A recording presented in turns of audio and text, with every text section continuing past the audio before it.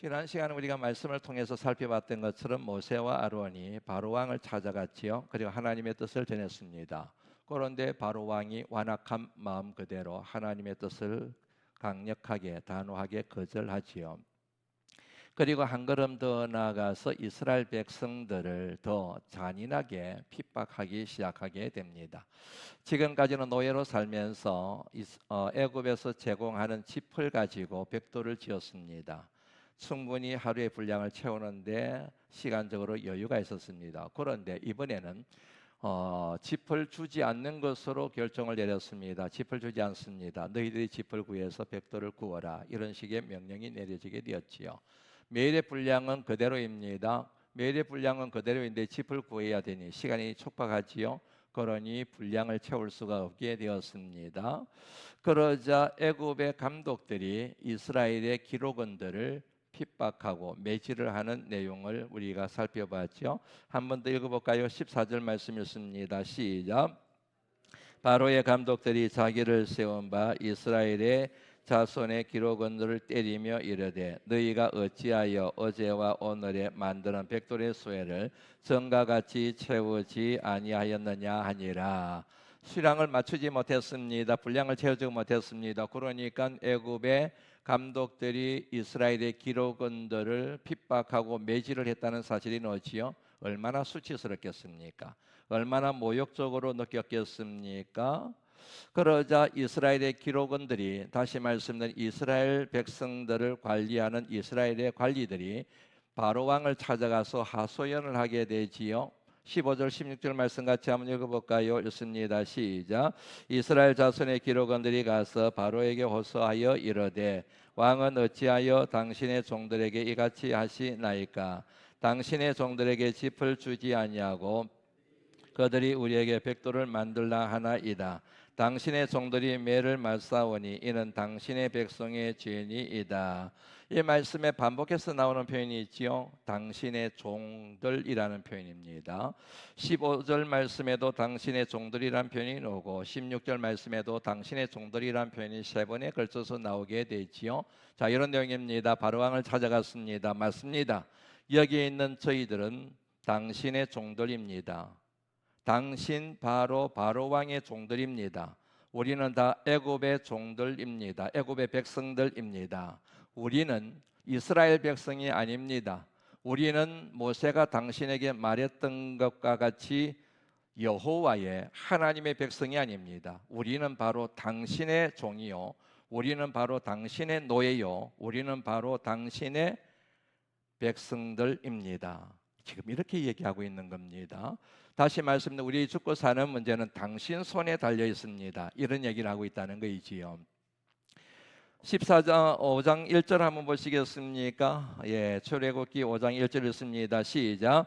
그 후에 모세와 아론이 바로에게 가서 이르되 이스라엘 하나님 여호와께서 이렇게 말씀하시기를 내 백성을 보내라. 하나님이 이스라엘 백성에 대하여 뭐라고 말씀하십니까? 내 백성이다. 네 백성이 아니다. 바로의 백성이 아니다. 애굽의 백성이 아니다. 그렇게 분명하게 모세와 아론을 통하여 바로 왕 앞에 선언하게 하셨는데, 그런데 지금 이스라엘의 기록원들은 바로 왕을 찾아가서 뭐라고 얘기합니까? 맞습니다. 우리는 이스라엘의 백성이 아닙니다.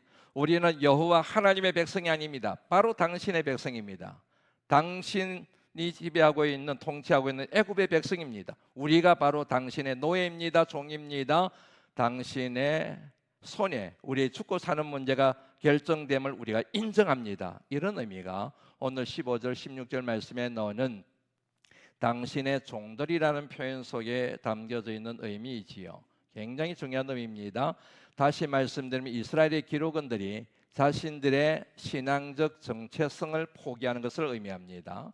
다시 말씀드립니다. 바로 왕 앞에 찾아가서 당신들의 종들입니다라고 하는 이 선언 속에는 자신들의 신앙적 정체성, 신앙적인 정체성을 포기하는 그런 의미가 이 표현 속에 담겨져 있다는 얘기입니다.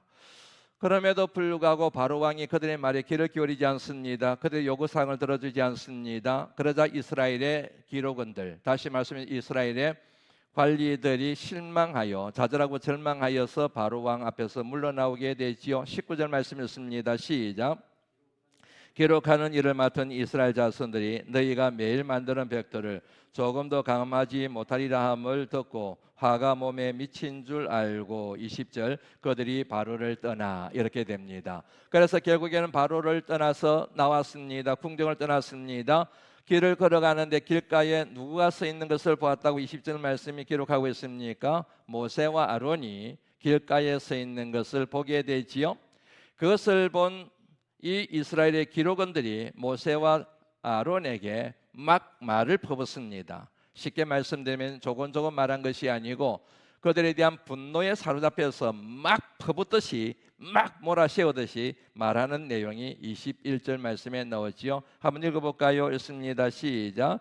그들에게 이르되 너희가 우리를 바로의 눈과 그의 신하의 눈에 미운 것이 되게 하고 그들의 손에 칼을 주어 우리를 죽이게 하는도다. 여호와는 너희를 살피시고 판단하시기를 원하노라. 한마디로 말씀드리면 너희들 때문에, 모세 그리고 아론 당신들 때문에 우리가 지금 바로에게 미운 털이 박혀서 죽게 생겼다. 도대체 이것을 어떻게 할 거냐? 이런 식으로 막 따지는 내용이 되는 거이지요. 당신이 바로를 찾아가서 하나님의 뜻이니 뭐니 그런 얘기 하지 않았더라면 이런 사달이 일어나지 않았을 텐데, 당신들 때문에 우리 민족이 다 죽게 생겼다. 이걸 어떻게 해결할 거냐? 당신들 책임져라. 그렇게 지금 닥달하고 있는 내용인 거이지요. 자, 이 말씀에서 우리가 함께 좀 주목해 봐야 될 표현이 있습니다. 21절 말씀에 보면요, 미운 것이라는 표현이 나오죠. 미운 것. 번역 원어에 담겨 있는 의미를 참 잘 살려서 번역을 했다는 생각이 듭니다. 것이라는 표현이 나오죠. 미운 사람이 아닙니다. 미운 것. 우리가 이제는 애굽의 바로 왕이 볼 때에요, 미운 것이 되었다 버린다. 미운 것, 것입니다. 미운 사람이 아닙니다. 미운 것. 그것은 어떤 때 사용합니까? 물건을 가르칠 때 사용하는 거잖아요. 미운 물건. 그러니까 지금 이스라엘의 기록원들은 모세와 아론에게 자신들을 어떻게 지금 설명하고 있는 겁니까? 우리는 물건이다는 얘기입니다. 지난 시간에는 그들을 짐승으로 표현하게 됐지요. 그런데 이번에 물건이란 얘기이지요. 우리는 물건이 되어버렸다 하는 얘기입니다.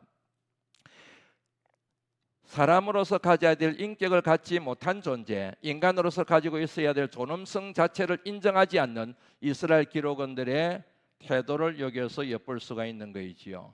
다시 말씀드리면 자신들의 정체성을 스스로 물건 취급해버리는, 하잘것없는 보잘것없는 물건 취급해버리는 그들의 속마음이 드러난 것이 바로 뭐냐면 미운 것이라고 하는 이 표현 속에 담겨져 있습니다. 그래서 이것은 다시 말씀드리면 자신들의 처지를 비하하고 무시하고 멸시하고 스스로 조롱하는 그 같은 입장을 이 이스라엘의 기록원들이 취하고 있다는 얘기인 거이죠. 이 같은 정체성 이해가, 자신의 정체성, 하나님 앞에 서 있는 하나님의 사람, 하나님의 백성으로서의 정체성 이 같은 이해가 나중에는, 잘못된 이해가 나중에는 이스라엘 백성들이 하나님의 뜻에 따라 가나안 땅에 정탐을 하고 온 사람들의 말을 듣고 우리는 그들 앞에 메뚜기와 같은 존재라고 말한 것과 연결이 되는 것입니다. 이게 선뿌리가 이에요. 이 선뿌리가 해결되지 않아서 때가 되면은 그 뿌리에서 싹이 놓듯이 이 같은 잘못된 왜곡된 정체성 이해가 계속해서 이스라엘 백성들에게 툭툭툭 튀어나와서 하나님의 마음을 불편하게 만드는, 그래야 하나님의 심판을 자청하게 만드는 그런 원인이 되었음을 오늘 이 말씀을 통하여 알 수가 있는 것입니다. 그들은 하나님의 사람입니다. 하나님의 선민입니다. 그러면 하나님이 마땅히 책임지심을 믿고 하나님을 신뢰하며 하나님의 뜻을 기다려야 되는데, 그런데 바로가 그들을 핍박한다고 해서, 그들의 요구를 들어주지 않는다고 해서 자신들 스스로를 미운 것, 우리는 아무짝에도 쓸모없는 물건 같은 존재, 아무짝에도 소용이 없는 존재라고 하는 자기 비하, 자기 멸시, 자기 조롱, 이것이 바로 이스라엘 백성들의 깊은 정서 속에 담겨져 있는 정체성 이해, 그렇게 정리를 하시면 될 것 같습니다. 왜 이처럼 했을까요? 이유는 간단하지요. 살기 위해서입니다. 먹고 살기 위해서입니다. 굉장히 중요한 내용입니다. 먹고 살기 위해서 자신들의 정체성을, 믿음의 정체성을 포기를 해버리고 바로 왕의 백성이요, 바로 왕의 종이요, 바로의 노예라고 자신의 정체성을 스스로 새롭게 자리매김해 버렸다는 얘기인 거지요. 앞서 말씀드린 것처럼 이스라엘의 기록원들입니다. 이스라엘 백성들 가운데서 그래도 좀 똑똑한 사람이요, 리더십이 있는 사람들입니다. 중간 리더십에 해당되는 사람들이라고 말할 수 있습니다. 그런데 이 사람들이 이 같은 태도를 보이고 있는 거이지요. 여기에는 이 사람들이 가지고 있는 굉장히 깊은 심각한 문제의 원인이 사실은 담겨져 있습니다. 앞서 말씀드린 것처럼 죽고 사는 문제가, 그들의 죽고 사는 문제가 애굽의 바로 왕의 손에 달려 있는 것이 아니라 그들을 출애굽하기를 원하신 하나님, 그들을 서민으로 삼으신 하나님, 그들의 조상인 아브람 그리고 이삭, 야곱을 통하여 그들과 동행하시는 하나님, 그리하여 나는 너희의 하나님이다, 너희는 내 백성이란 하나님의 손에 그들의 죽고 사는 문제가 달려 있음을 인정하지 않고 믿고 있지 않음을 의미한다는 얘기인 거지요. 만약에 그들의 생과 사와 화복이 그리고 하나님의 손에 달려 있으며 하나님께서 반드시 하나님의 백성들을 하나님의 때에 구원하실 것이라는 믿음이 있었다고 한다면 자신들의 믿음의 정체성을 스스로 버리거나 자신들을 비하하는 그 같은 태도를 취할 수는 없는 것이지요. 목에 칼이 들어와도 하나님이 구원하실 거야, 절대로 바로 왕 앞에, 바로의 정책 앞에, 바로의 탄압 앞에 무릎 꿇었고 항복하여 우리는 당신의 종들입니다, 그렇게 말할 리가 없다는 얘기인 것이지요. 그런데 바로 왕 앞에 영혼의 무릎을 꿇어버리고 우리는 하나님의 백성이 아닙니다, 우리는 다 당신의 종들입니다, 노예입니다, 그렇게 항복한 결정적인 이유는 하나님에 대한 믿음이 그들에게 없었음을 의미한다, 그렇게 정리하면 되겠지요. 이 같은 내용과 비교해서 읽어야 될 말씀이 있습니다. 앞에 나오는 지금 5장을 읽고 있는데 4장 마지막 절입니다. 30절 31절 말씀 같이 한번 읽어보시겠습니까? 읽습니다. 시작. 모든 말씀을 전하고 그 백성 앞에서 이적을 행하니 백성이 믿으며 여호와께서 이스라엘 자손을 찾으시고 그들의 고난을 살피시담을 듣고 머리 숙여 경배하였더라. 이 말씀의 의미는 모세가 이스라엘 백성들을 만나서 하나님께서 그에게 주신 비전을 함께 공유했음을 의미하지요. 긴가민가하는 그들 앞에 뭘 행했다고 놉니까? 기적을 베푸시게 되지요. 하나님이 주신 하나님의 지팡이를 통하여 기적을 베푸셨습니다. 그것을 보고 31절 말씀 보시겠습니까? 이스라엘 백성이 뭐 했다고 증언하고 있습니까? 백성이 믿으며, 누구를 믿은 겁니까? 하나님을 믿기 시작했다는 것이지요. 하나님을 믿습니다. 자신들이 하나님의 백성임을 믿습니다. 하나님이 그들의 하나님임을 믿습니다. 그런데 오늘 본문 말씀에 보니 그들 같은 그들의 믿음이 속절없이 허물어져 버렸음을 알 수가 있습니다. 왜요? 환경 때문에. 왜요? 현실 때문에. 왜요? 먹고 살아가는 문제 때문에. 먹고 살아가는 현실 앞에서 하나님에 대한 그들의 믿음이 순식간에 사라져 버렸음을, 무너져 버렸음을 이 두 말씀의 비교를 통하여 정리를 할 수가 있습니다. 사랑하는 성도 여러분, 우리는 다 믿음의 사람들입니다. 우리는 하나님의 백성들입니다. 믿으시면 크게 아멘 하시죠. 하나님은 저와 여러분의 하나님이십니다. 이것이 바로 우리의 정체성입니다. 그런데 이 같은 하나님은 나의 하나님이 되시고 그리고 우리는 하나님의 백성, 하나님의 사람, 하나님의 자녀라고 하는 이 같은 믿음의 정체성이 선명하게 드러날 때가 있습니다. 그때가 바로 고난이 찾아왔을 때입니다. 먹고 사는 문제가 걸렸을 때입니다. 현실적인 문제에 부닥쳤을 때입니다. 형통할 때가 아닙니다. 평탄할 때가 아닙니다. 내 뜻대로 만사가 다 풀어져 갈 때는 명확하고 분명한 믿음의 정체성이 있는데, 그런데 고난이 찾아왔을 때 오늘 이스라엘 백성들, 특별히 이스라엘의 기록원들이 그들이 수치와 모욕을 당하고 멸시를 당하고 그리고 매질을 당하고 죽고 사는 문제에 부딪혔을 때, 먹고 사는 문제에 부딪혔을 때 그들의 믿음의 정체성을 포기했듯이 쉽게 믿음의 정체성을 포기하는 경향이 우리에게도 있다는 사실을 우리가 인정할 수밖에 없다는 얘기지요.